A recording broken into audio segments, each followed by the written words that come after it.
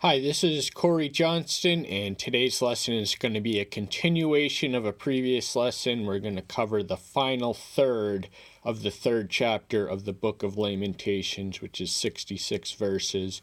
We're going to be covering verses 45 through 66. And the entire book of Lamentations, each chapter is arranged in divisions of 22. So the two which come before this chapter and the two which come after it each are comprised of 22 verses. And the two which come before it and the one which comes after it are acrostics, as is the third one, but it's of a different nature. We'll explain that.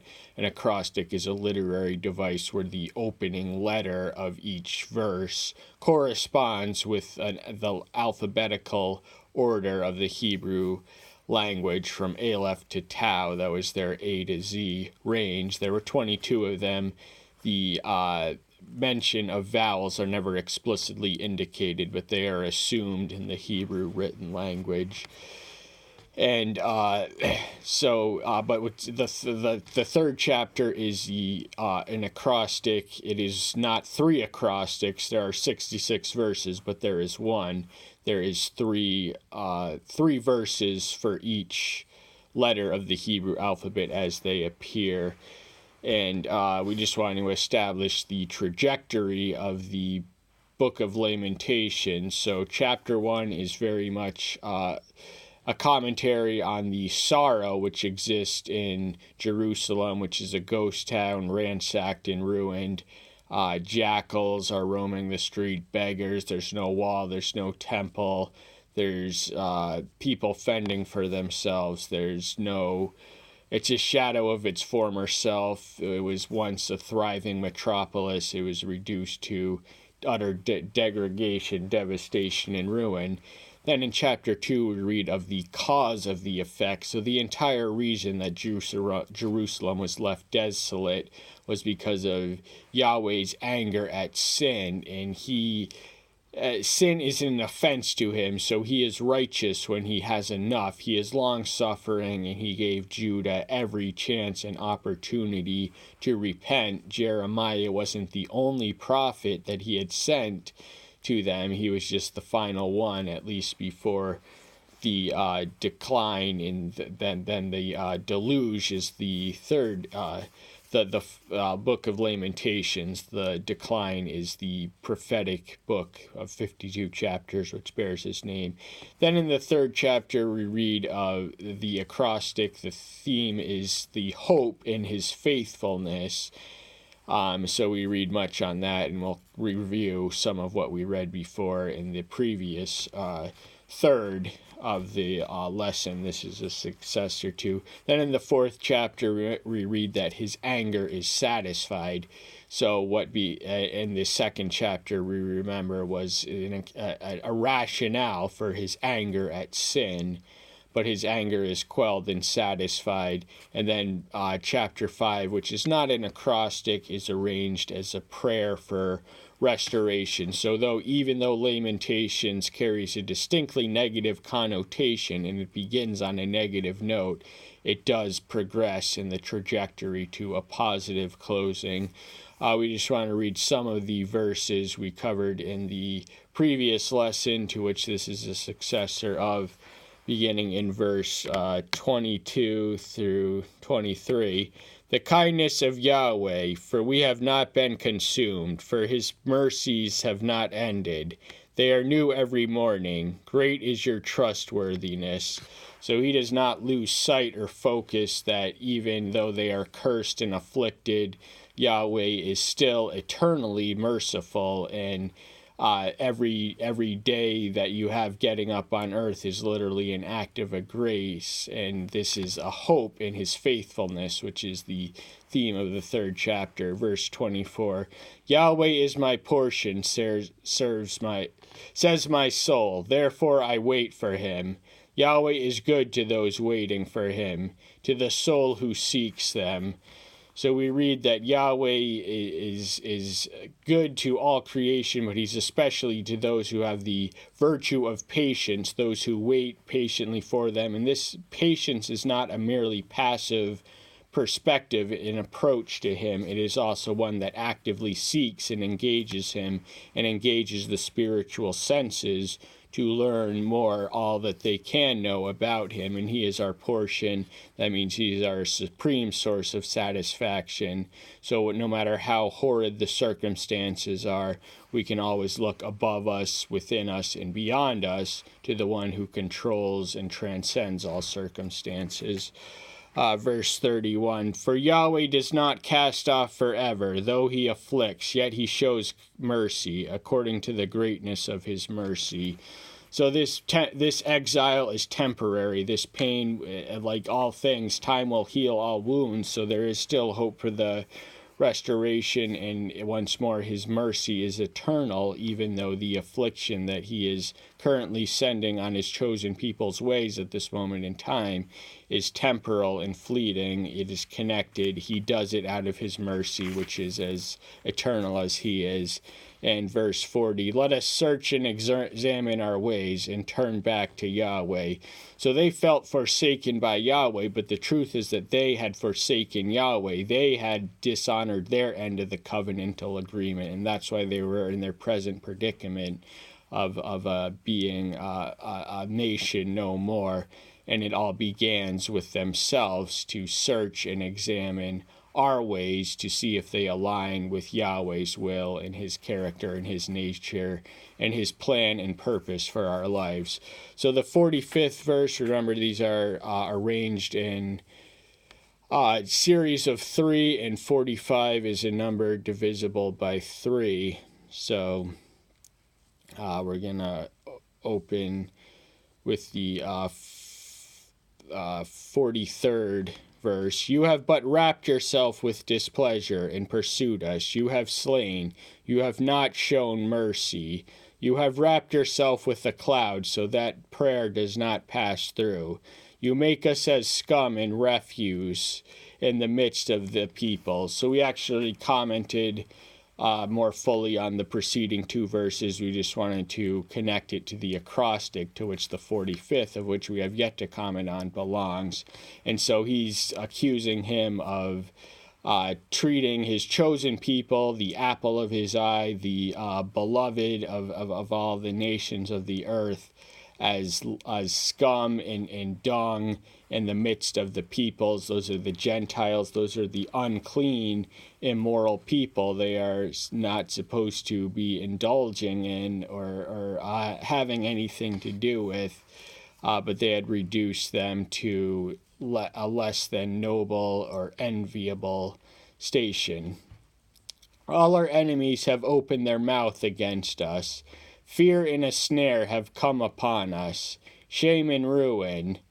So these are the realities of their situations. They have cause to be fearful because they are left in a city with no walls, no protections. The wild animals can eat them at night. There's nothing, and they're in fear of their own people, who in their state of poverty are going to be reduced to banditry. There's not going to be any walls in people's homes because they're going to be sieged and sacked. So it's really going to be the poorest remnant left to fend for themselves in this ghost town. And so everyone living there has cause to be feared because their city is in shameful ruin, which reduced it to a beggar's hellhole.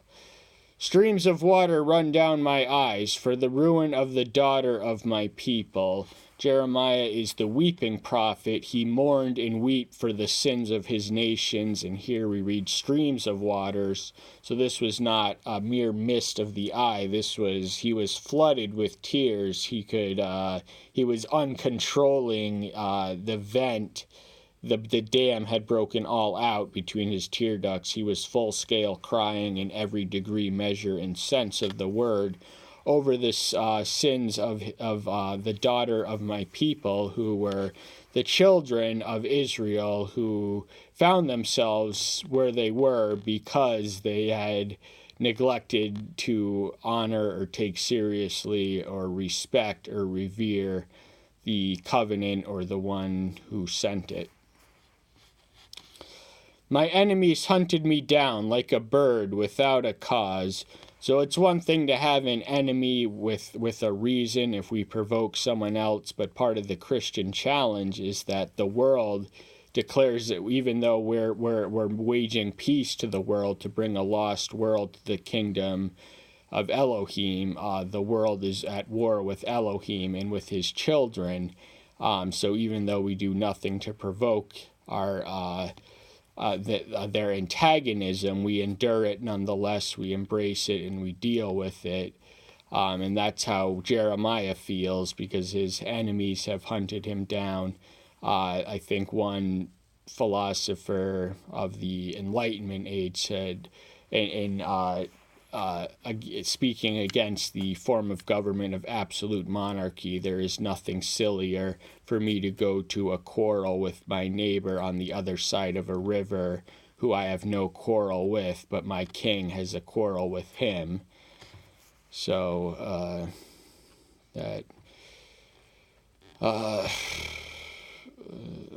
until Yahweh looks down and sees from the heavens, so he knows that Yahweh is seated and enthroned in heaven, and he's asking him to look down, to not be so utterly transcendent, but to show some of his immanence, because Yahweh is both transcendent and immanent. Transcendent is the quality of otherworldliness and beyondness, of infinitude in the qualitative chasm which exists between us and him, but he is also immanent. He enters intimately into our lives. He touches our hearts. He speaks to our ears. He sometimes reveals himself in visions. That's not an ordinary experience, but he does make himself known. He's not so beyond ourselves to be exclusively transcendent. He was also immanent, and that is part of the paradox of his nature.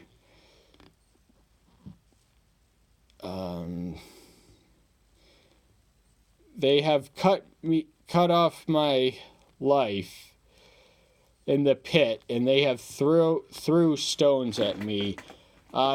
Jeremiah probably suffered as much from his own people as he did by his Babylonian captors. His own people had him in a gallows, in a neck, in a dungeon, for daring to suggest that they surrender to the Babylonians without resistance in the interest of preserving the temple. The temple is in ruins, we read as early as the first chapter. That predicament could have been avoided, but we can also imagine that, the Babylonians were not, they were not ethical people. They did not have concerns for fundamental human rights in their captive people. They would have had no qualms of throwing stones at them. So this was just part of the price of the prophet. Most of them, some of them were stoned to death for their witness. Waters flowed over my head. I said, I am cut off.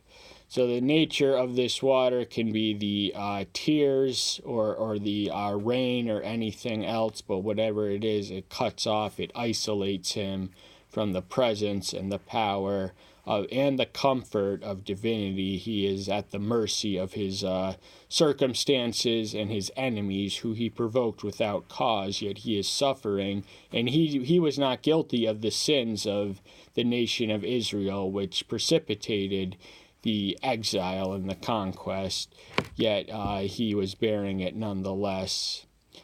I called on your name, O Yahweh, from the lowest pit. So the psalmist says in Psalm 139 that even if he goes from heaven or Sheol, that's hell, he is there. So he is literally as close as the mention of our name, no matter how low, dirty, or degraded the dungeon may be. He is still there. He is at our beck and call. All we need do is lift up a prayer in sincerity and truth in his direction, and he will respond. If we ask appropriate to his will. You have heard my voice. Do not hide your ear from my groaning, from my outcry. So Jeremiah is acknowledging the debt he can never be repaid, to actually have someone listen to his prayers. So he knew that Yahweh did listen to him. He was a man who spoke to Jeremiah personally, and made himself known in a vision where he spoke and told him that before I formed you in the womb, I had ordained you to be a prophet to the nations. We can read that in the 5th verse of the 1st chapter. But he's asking him that he's going through a lot right now. He's suffering. He's surrounded by pain, and it breaks his heart. He is the weeping prophet. He is groaning, and rightly so, and he wants Yahweh to pay attention to his groaning. You draw near on the day I called on you. You said, do not fear. So on the day he called on him, he probably had a lot to fear by the external circumstances, but the fear of Yahweh is the fear which expels and eliminates and conquers and eradicates all other fears. So when our fear is properly vested, and the fear is a faithful fear in Yahweh, that we will not fear what men can do, men who can injure the flesh. We will fear him who can inflict judgment upon us. But Jeremiah had that close communication. He had him on speed dial. He was never more than a prayer or a request away. He had him at his beck and call, and it was a privilege that he was paying. He was acknowledging a debt that he could never possibly repay. O Yahweh, you pleaded the cause for my soul. You have redeemed my life. So these are two things that one cannot do on themselves. We have the advocate. We of the new covenant understand our advocate who pleads on our behalf and on our case and advocates for us against Satan, who is the accuser. The advocate is Yahshua Messiah, and he is also a source of redemption. Now, redemption would have resonated amongst the old covenant people. They were redeemed people, redeemed from slavery. We Christians are redeemed from the slavery of sin, and it's not by anything we do, but by the outstretched hand of his mighty power that he accomplishes our salvation and redemption. O Yahweh, you have seen my oppression. Judge my case. So before the Exodus generation, the Israelites had been in bondage for some 400 to 430 years in Egypt, and enough had been enough, and Yahweh had seen their oppression and heard their cries, and he judged the time was liberated. So on a shorter chronologically trajectory scale, Jeremiah is speaking of his oppression. He was called to be a minister for 40 years. He didn't wield success. He didn't have riches. He didn't have comfort. He didn't have glamour. He didn't have crowds. He didn't have adulation. He did not have acclamation. He was ridiculed, rejected, despised, and imprisoned and treated like a contempt. But the success of any minister is not by the audience they attract or the money or the influence they generate, but by their ability to faithful and accurately communicate the word of Yahweh as it has been revealed to them. So in that sense, Jeremiah was an extremely successful prophet, even though by the measures and standards of the world, he was an abysmal failure as a prophet. You have seen all their vengeance, all their plans against me. So the great eye in the sky, he sees all, he knows everything that's going to come to pass before it comes to pass, before the foundation of the earth. He knew that the Babylonians would have vengeance in their hearts and plots and conspiracies to inflict this vengeance on, or the enemies of Jeremiah more specifically and personally. You have heard their reproach, O Yahweh, all their plans against me. So there was an existence of enemies who were, enemies plural, who were devoted to Jeremiah's personal pain and destruction. and they had reproached him and reduced him to a figure of ridicule and had conspiracies to shut him up, silence him, make his life a living hell, essentially. So these were very pressing and present realities that the prophet had to deal with. The lips of those rising against me, and their scheming against me all the day. So these men lived, their daily lives were defined by their dedication to his destruction. Everything they said, everything they did, everything they plotted, everything they planned, everything they executed was oriented towards Jeremiah's personal destruction. They had a thing out for Jeremiah. This is one of the the prices of being a prophet. Look at their sitting downs and their rising up. I am their song. So he is the center of their lives. They don't have a more constructive hobby than to make him the center of their attention, the center of their destructive energies, and the center of their injurious plots and conspiracies. Repay them, O Yahweh, according to the works of their hand.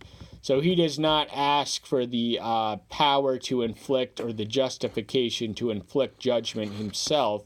He is content to confine the judgment in the one whose justice is better than his. So he's asking him to repay them. He's not asking him to allow him or to give him the opportunity to repay and settle the score. He's ceding faithfully to the judge whose justice is perfect, and he wants them to judge them in accordance and in merit and in proportion to the works of their hands.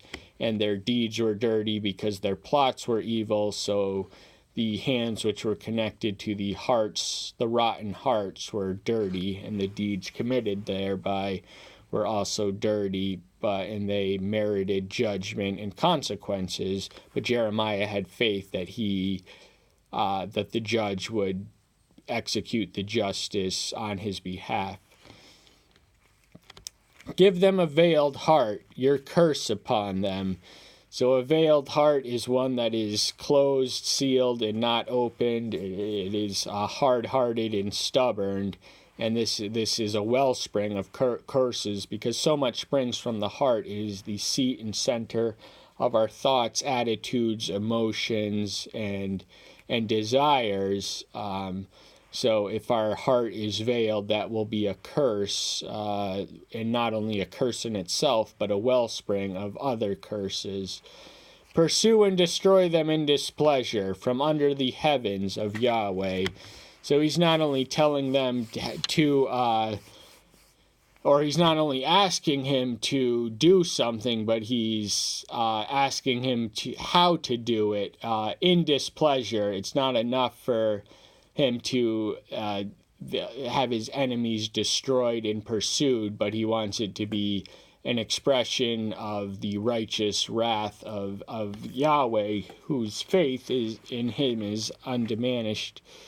And he recognizes his sovereign jurisdiction of the earth as the one who rules on heaven. Everything on earth is in his hands. So all the injustices that Jeremiah and Judah were personally experienced, one day it's gonna the slate's gonna be washed cleaned. Everything that is up will be turned down. Everything that is down will be up. Injustice will be justice will try over justice. Evil will be defeated permanently. Good will have the final word. And this demands patience, which are some of the virtues that Jeremiah admonishes us to cultivate in the chapter we read, not quite the section. But that's all the time we have for today. Thank you so much for being here. Stay tuned until next time. I'll see you then. Take care until then. Bye-bye.